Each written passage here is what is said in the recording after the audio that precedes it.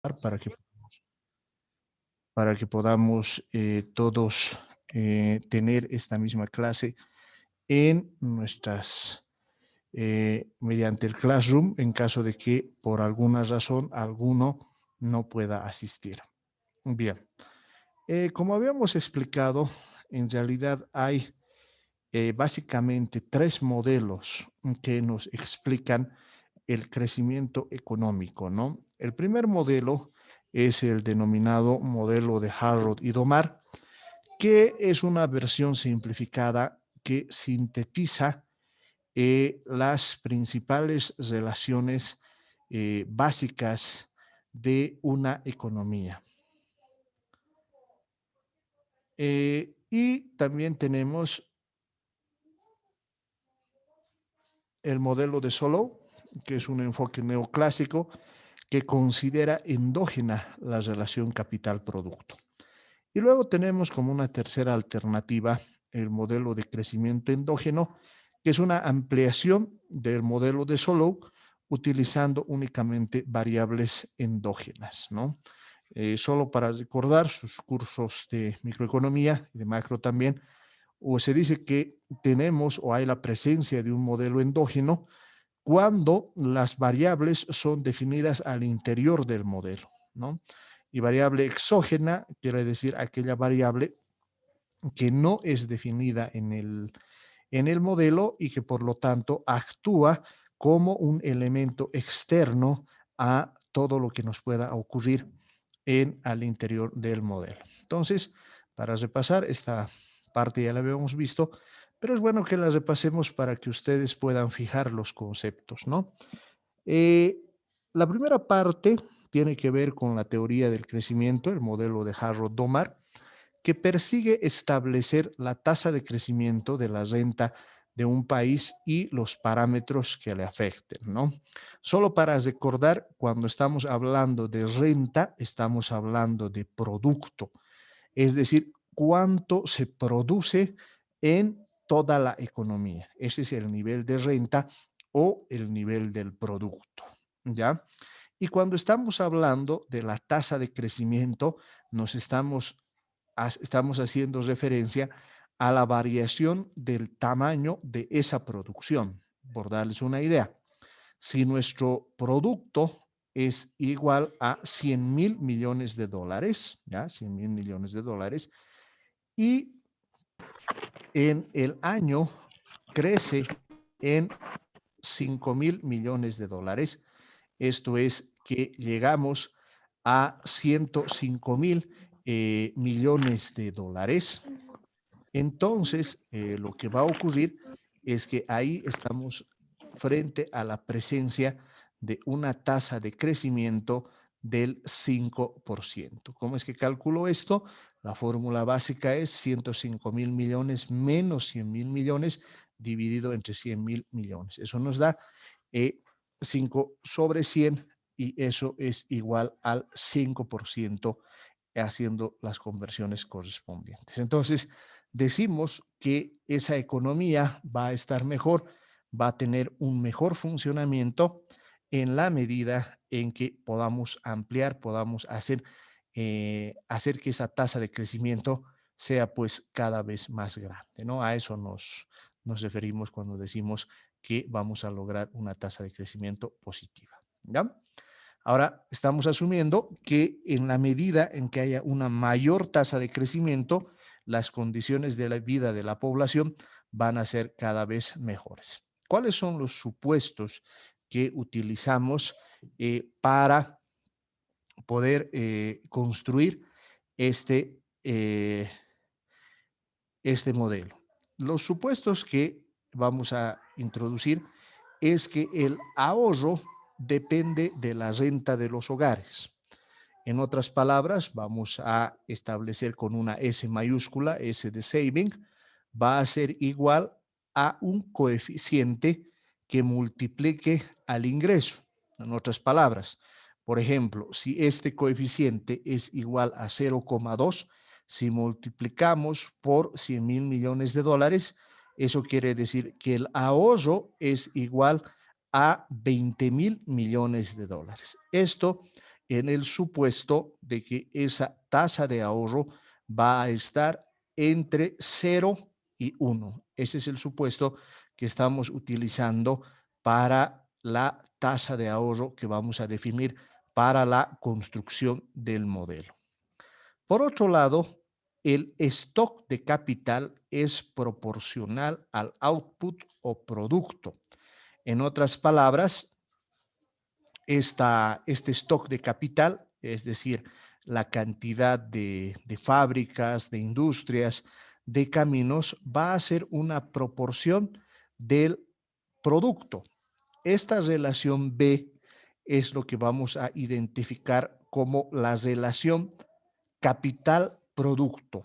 Es decir, esta relación entre el capital y el producto, de donde nace, es básicamente que dividimos el stock de capital sobre el tamaño de la producción. Esta relación de capital-producto decimos que es constante y exógena.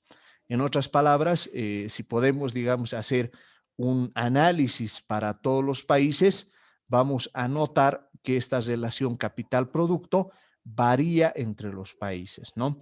¿Por qué razón Harrod y Domar planteaban que esta relación varía? Porque depende mucho de las decisiones que puedan tomar en cuanto a inversión corresponde en el caso de los países, ¿no? Entonces, sobre esas bases es que se construye este modelo que corresponde al modelo Harrod y Domar. 3. La inversión se dirige a incrementar el stock de capital o a la reposición del mismo, ¿no? ¿Qué quiere decir esto de incrementar el stock de capital? Quiere decir que esta inversión va a aumentar la cantidad de capital. Ahora, aquí es importante entender el capital como un acervo que permite una mayor producción, ¿ya? A ver, más o menos para que me entiendan esto, lo voy a volver un tanto coloquial. Vamos a suponer que una familia tenga un ingreso, digamos, del papá de 5.000 bolivianos, ¿no? Entonces, lo que hace esa familia es con el tiempo empezar a ahorrar, digamos, 1.000 bolivianos al mes, ¿no? Entonces, cuando ahorra 10.000 bolivianos, se presta del banco otros 10.000 bolivianos y abre una tienda. Ahora, al abrir una tienda, bueno, cualquiera que ha tenido una tienda sabe que el tema es ganar. En otras palabras, si digamos en el armado de la tienda se me van a ir 5.000 bolivianos y voy a comprar productos por 15.000 bolivianos, ¿no? Entonces voy a comprar productos por 15.000 bolivianos y los voy a vender. Entonces, en el primer mes, esos 15.000, lo que he comprado, lo voy a vender en 20.000, ¿ya? De esos 20.000, vamos a suponer que vamos a pagar 1.000 en interés de lo que nos hemos prestado. Y voy a tener una ganancia neta de 4.000 bolivianos, ¿ya? Entonces, esa ganancia neta de 4.000 bolivianos más los 5.000 bolivianos que hemos establecido, que es nuestro ingreso, vamos a tener un total de 9.000 bolivianos. Así es como funciona, así es como se establece la dinámica del capital, ¿no?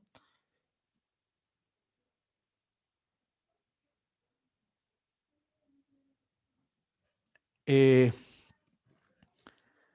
es decir, esa inversión aumenta el stock de capital y también puede destinarse a eh, lograr que exista una reposición correspondiente a la depreciación.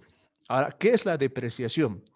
La depreciación se refiere al desgaste del capital. Por darles una idea, nuestro capital está conformado por máquinas que producen cosas, ¿no? Entonces, estas máquinas, por el uso constante, por todos los días estar produciendo, van a tener pues un desgaste, ¿no?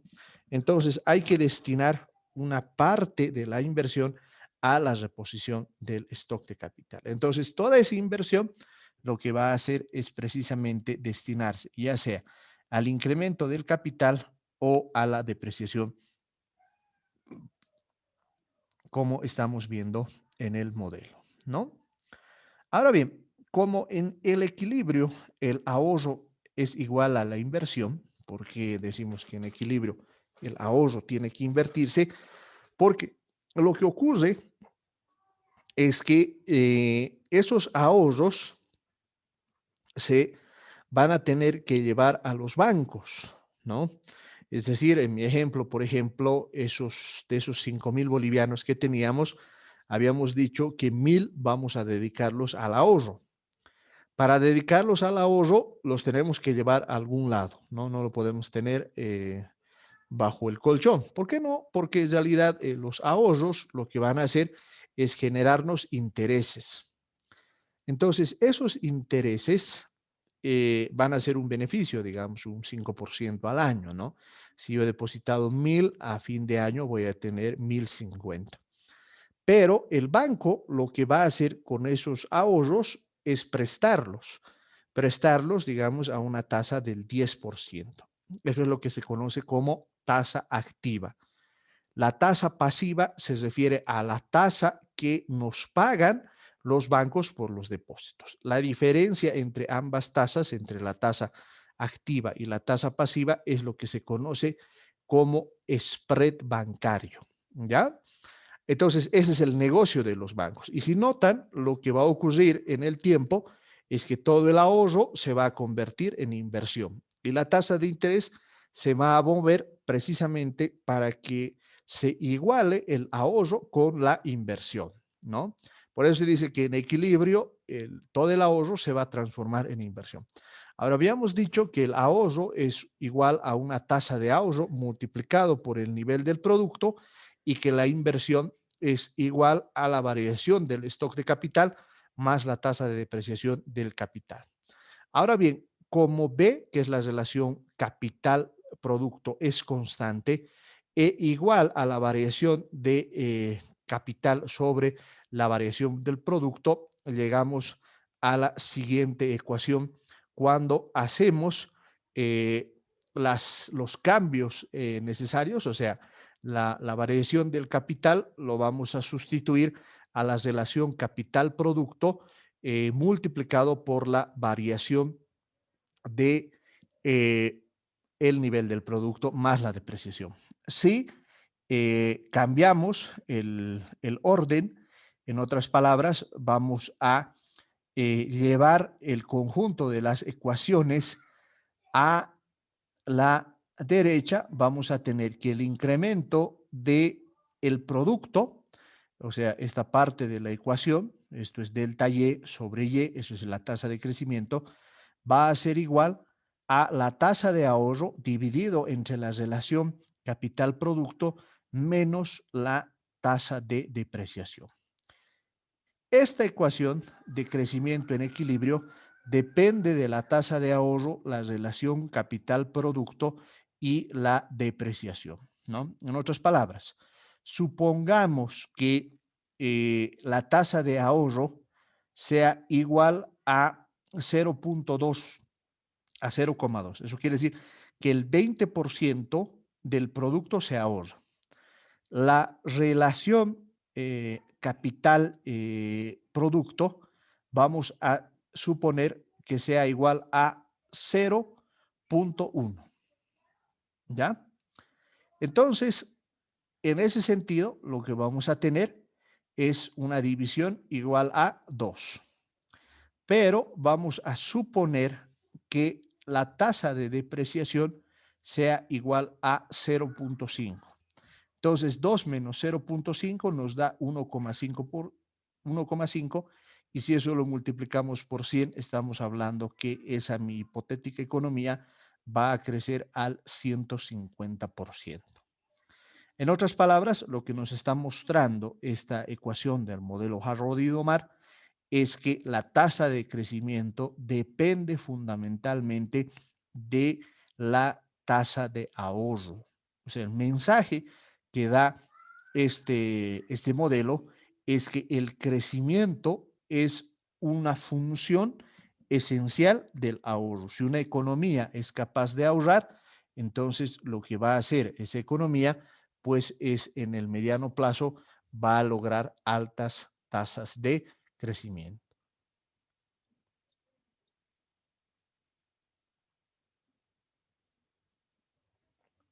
Y ese es el mensaje central del modelo Harrod y Domar. Ahora bien, en esta situación de equilibrio se cumple que la tasa de crecimiento del capital sea igual a la tasa de crecimiento del producto.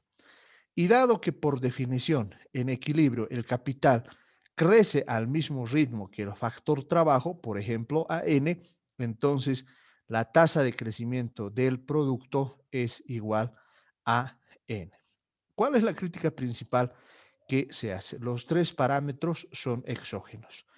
A eso que nos estamos refiriendo, que la tasa de ahorro, la relación de capital-producto y la depreciación son factores exógenos. Eso quiere decir que no son establecidos al interior del modelo y eso es una cuestión que al modelo Harrod-Domar fue ampliamente criticado porque indicaba que en realidad lo que nos estaba mostrando el, el modelo es que el crecimiento no podía generarse al interior del modelo, sino que básicamente dependía de relaciones dadas en la economía.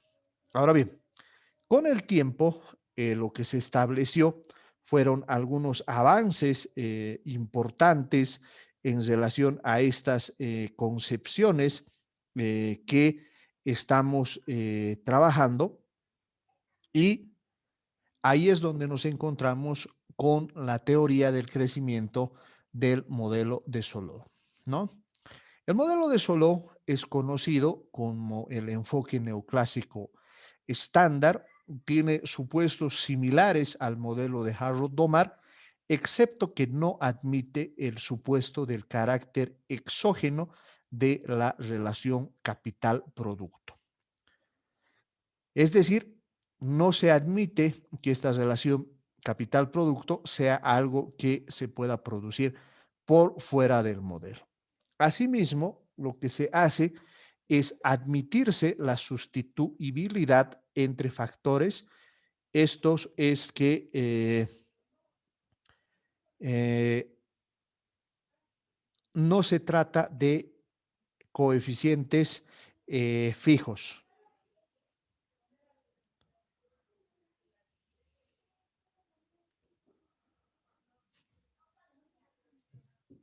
Los supuestos son que la tasa de ahorro es, o el ahorro es igual a la tasa de ahorro multiplicado por el producto, donde esta tasa de ahorro varía entre 0 y 1. También es importante considerar de que disponemos de rendimientos de escala constantes, ¿ya? Esto de los rendimientos de escala constantes quiere decir que a medida que vayamos aumentando la escala de producción, los rendimientos son los mismos. Ahora, los rendimientos marginales son decrecientes para cada factor. Esto es que si bien producen lo mismo, cada unidad proporcionalmente aumenta cada vez menos la producción.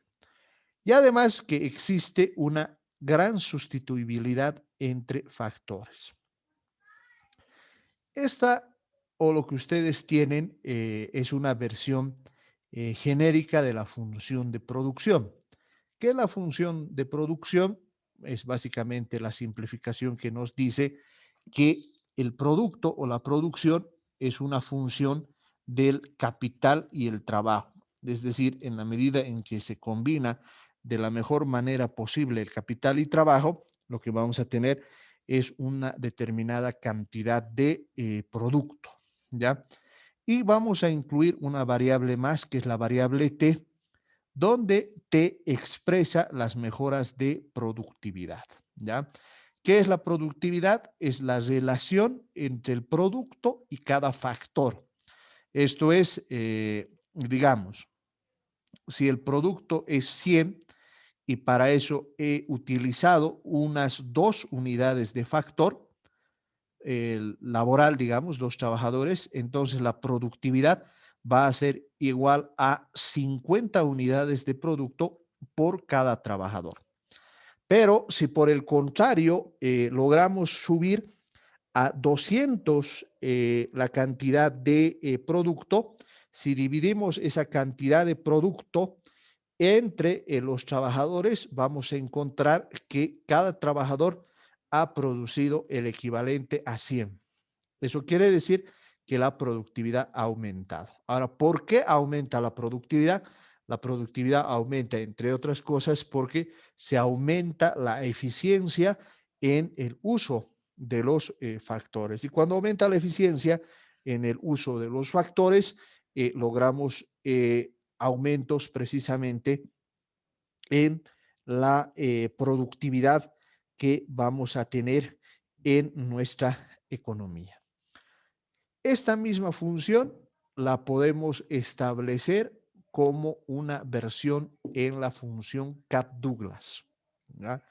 La función Capf-Douglas es una función que se utiliza con frecuencia en economía porque nos permite observar los rendimientos decrecientes que puedan existir. Entonces, ahí lo que vamos a definir es que la producción va a ser igual a la constante E elevada a lambda por T, que habíamos dicho que es las mejoras en productividad, multiplicado por K, que corresponde elevado a alfa, multiplicado por L, que es el trabajo, elevado a 1 menos alfa, donde eh, la variable E, la constante E elevado a lambda multiplicado por T, nos va a sintetizar el progreso técnico con el exponente como tasa de crecimiento. K y L son los factores de producción. Por K estamos entendiendo al capital y por L estamos entendiendo a los factores de producción. Alfa y 1 menos alfa son exponentes complementarios que nos van a mostrar el efecto o el impacto que va a tener el capital y el trabajo respectivamente en la producción. Ahora bien, si eso lo expresamos en términos per cápita, llegamos a la siguiente ecuación. En términos per cápita quiere decir que lo vamos a dividir entre la cantidad de trabajadores que tenemos en nuestra economía. En otras palabras, vamos a dividir el nivel del producto entre la cantidad de trabajadores. Eso va a ser igual a nuestra constante E elevado a lambda por las mejoras en la productividad, que es el factor T, multiplicado por la división entre K y L elevado al factor alfa, ¿no? K y L en realidad nos va a dar el capital per cápita y sobre L nos va a dar el producto o renta per cápita.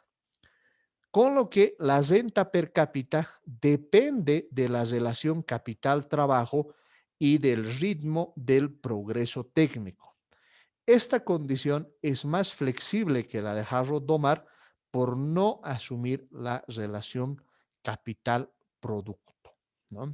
Como ustedes recordarán, en lo que habíamos visto dentro de la ecuación del modelo Harrod-Domar, el dividir la tasa de ahorro entre la relación capital-producto y restarlo con la depreciación, que es lo que nos daba la tasa de crecimiento de la economía. En este caso, ya no tenemos esa situación. La relación capital-trabajo y el ritmo del progreso técnico son variables que va a producir el modelo. Ahora, ¿cómo analizamos esta característica de endogeneidad? Partimos de la ecuación referida al stock de capital, ¿no? ¿Qué nos va a decir esa ecuación de stock de capital?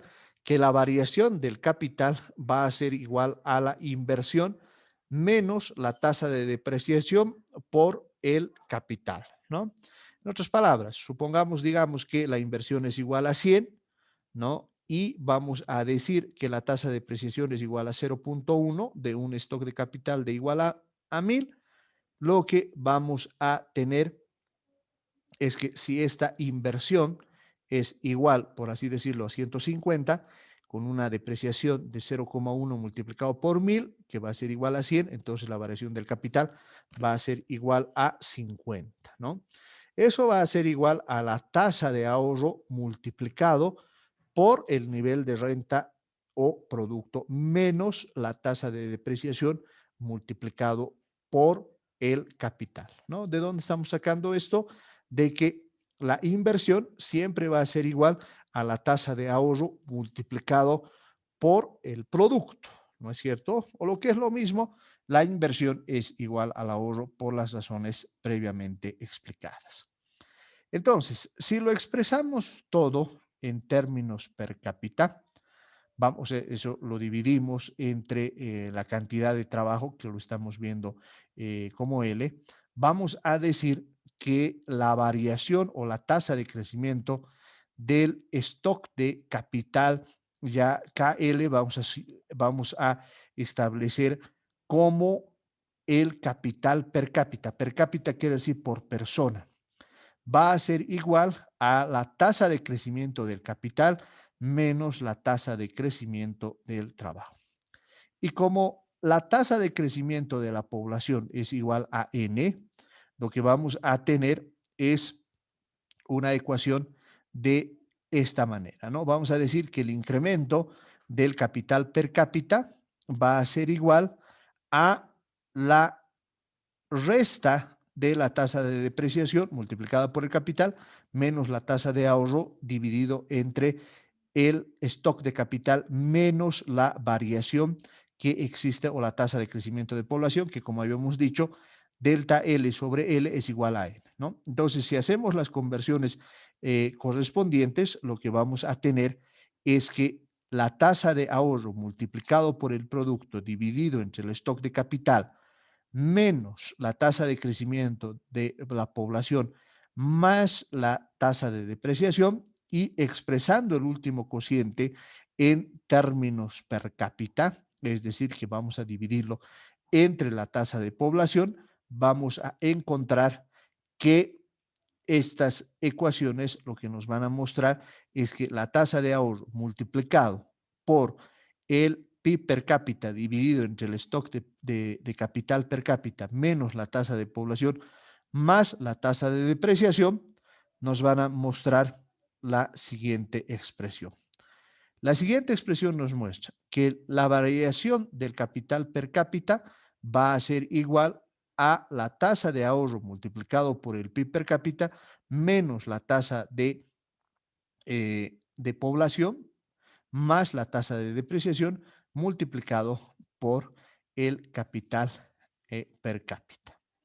Y dado que el estado estacionario se alcanza cuando la relación capital-producto no se modifica, esto es que el incremento del capital per cápita es igual a cero, tenemos que la tasa de ahorro del producto per cápita es igual a la tasa de crecimiento poblacional más la tasa de precisión multiplicado por el capital per cápita. El capital en estado estacionario va a ser igual al capital per cápita igual a la tasa de ahorro dividido entre la tasa de población más la depreciación elevado a 1 sobre 1 menos alfa, ¿no? Ahora bien, ¿qué quiere decir todo este conjunto eh, de ecuaciones que estamos viendo? Si no consideramos el progreso técnico, el nivel de renta per cápita de equilibrio depende de la propensión a ahorrar, de la tasa de crecimiento de la población y la tasa de amortización. Para que esto lo podamos ver de forma gráfica, más o menos esto es lo que nos dice el modelo de Solow, ¿no? Acá vamos a simplificar KL, hemos dicho el capital per cápita, esto es el stock de capital por cada persona, por cada unidad de trabajo que hemos calculado en el eje de las ordenadas. Y en el eje de las coordenadas vamos a calcular la renta per cápita o el PIB per cápita, ¿no?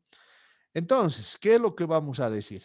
Cuando relacionamos el, el PIB per cápita, vamos a tener una ecuación en la cual hay una tasa de crecimiento bastante acelerada, pero después aparecen los rendimientos decrecientes. ¿Por qué ocurre esto? Porque por un lado, lo que tenemos es que hay una dinámica de la tasa de crecimiento de la población más la tasa de depreciación multiplicado por el capital per cápita del estado estacionario. En otras palabras, ahí hay una fuerza impulsora que se destaca fundamentalmente por la propia dinámica de la tasa de crecimiento poblacional. Pero por el otro lado, lo que vamos a encontrar es que la tasa de ahorro en relación al PIB per cápita va a tener una fase ascendente al principio y luego descendente después. ¿Por qué razón? Porque en realidad, más o menos lo que acá se imaginan los economistas, es lo que nos ocurre, ¿no? Por ejemplo, si tenemos una tasa de ahorro igual a 0,2, cuando ganamos 1.000 bolivianos es igual a 200, ¿no? Pero cuando ganamos 10.000 bolivianos, ya no estamos tan propensos a ahorrar 2.000 bolivianos, ¿no? Si ahorramos 20.000, si ganamos 20.000 bolivianos, ya no vamos a querer ahorrar 4.000 bolivianos. Es decir, solo vamos a querer ahorrar 3.000. A eso se refiere esta curva que estamos analizando en esta gráfica, ¿no? Pero el modelo de Solow considera exógena la tasa de crecimiento y además supone rendimientos marginales decrecientes. Por este último hecho, el crecimiento del stock de capital llevaría a un estadio de estancamiento de la economía. Para no alcanzar este estancamiento, lo que se tiene que hacer es un alto progreso técnico o un incremento poblacional. Ahora, esto del progreso técnico es uno de los grandes misterios de la economía, es decir, cómo se resuelve esta condición de crecimiento técnico, es decir, de incorporación de tecnología en el proceso productivo o que haya un crecimiento poblacional. Ahora, ¿por qué crecen las poblaciones? También es otro elemento, es un tema que analiza la demografía. Se han intentado explicaciones económicas, por ejemplo, al estilo de que cuando hay una mayor tasa de crecimiento, hay una mayor expansión de la cantidad de población en una economía, ¿no? Pero en todo caso, para estos modelos se asume que ambos son exógenas. Ahora, lo que hace la teoría del crecimiento endógeno es un modelo de Solow corregido de tal forma que la dinámica se apoya en factores endógenos, ¿no? Bien, a ver, hasta ahí mis queridos alumnos, voy a habilitar los micrófonos porque ahora sí funciona mi micrófono. Pueden ustedes activar sus micrófonos. Comentarios, dudas, preguntas, por favor, de estas dos teorías del crecimiento que hemos analizado. Adelante, por favor, con sus comentarios, dudas, preguntas, por favor.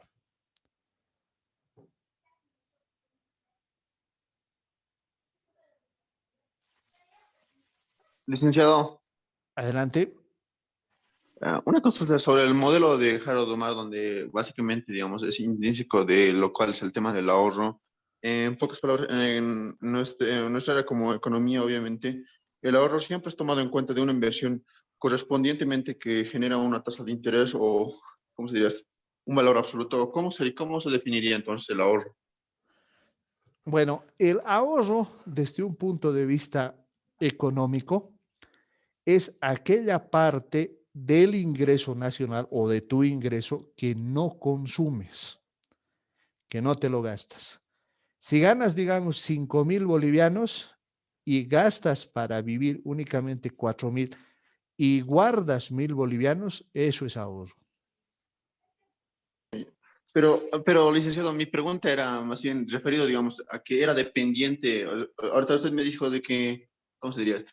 De lo que dinero que guardas. Pero hace un momento estábamos tratando de que es necesario que entre a un estado de disposición donde genere la viabilidad de generar una tasa de interés. Eso es lo que hizo una mención en una explicación anterior.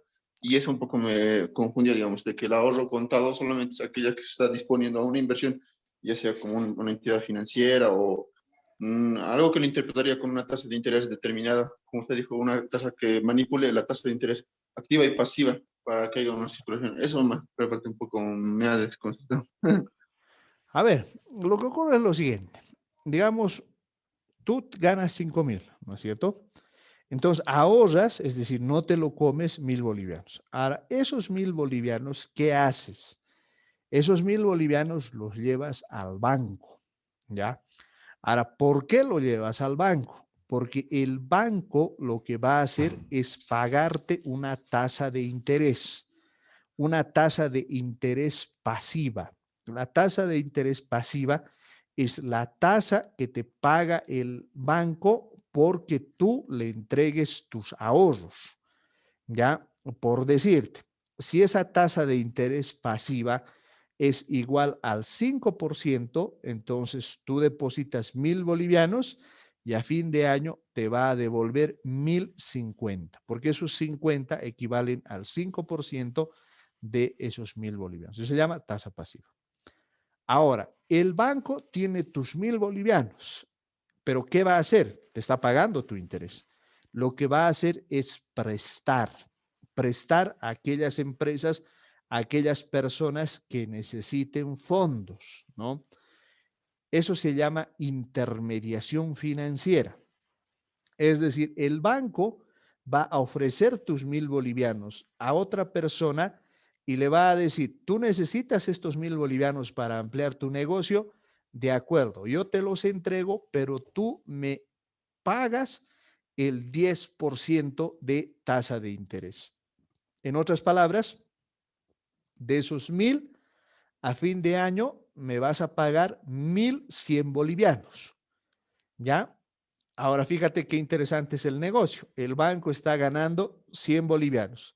De esos 100, a ti, que eres el ahorrista, te va a devolver 50 y él se va a quedar con 50. Eso se llama spread financiero y es lo que ganan los bancos y así es como funcionan los sistemas financieros. No sé si te he podido explicar el tema. Sí, licenciado, está claro. Una interrogante más, licenciado. Como en el modelo Harold Omar, bueno, toma la importancia del ahorro. Esto particularmente beneficia a un estado de gobierno, ¿no? Ya que el ahorro que se dispone, como usted dijo, digamos, si es que la población más dispone a ahorrar, ya sea por una entidad financiera, algo que pueda hacer, ¿cómo se dice? Que el dinero sea líquido y se pueda hacer transferible, como usted dijo, a empresas y demás sería beneficioso mismo para el Estado, ¿no? Ya que este dinero ya no entra en un margen estático, sino dinámico. Y al mismo tiempo va a ser, ¿cómo se llama? El círculo económico, mejor dicho, que funciona, de lo cual van, digamos, de las familias, empresas, al mismo gobierno y, bueno, rotativamente lo que hemos explicado anteriormente. Correcto. Es decir, a medida que el asunto va funcionando, es decir, hay una mayor tasa de ahorro, hay un mayor volumen de ahorro, entonces tenemos más dinero para invertir. Si tenemos más dinero para invertir, eso quiere decir que más fábricas se van a abrir, más negocios se van a abrir y se va a generar una dinámica de crecimiento positivo que va a hacer crecer la economía. Eso no solo va a beneficiar al gobierno porque vamos a tener una mayor cantidad de impuestos, sino también va a beneficiar al conjunto de la economía porque eso va a generar que haya mayor fuentes de trabajo. Por esa razón, en realidad, el mensaje del modelo Harrod y Domar es que ahorremos. Si ahorramos, lo que vamos a tener es más dinero para invertir y eso va a generar mayor crecimiento. Esa más o menos es la idea.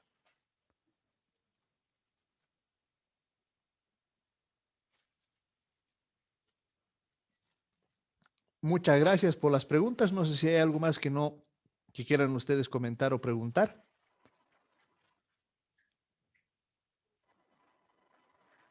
Bien, mis compañeros, si no hay más preguntas, entonces nos vemos el día jueves. Muchas gracias por su atención. Muy buenas noches, licenciado. Buenas noches, Lice. Buenas noches y que descansen.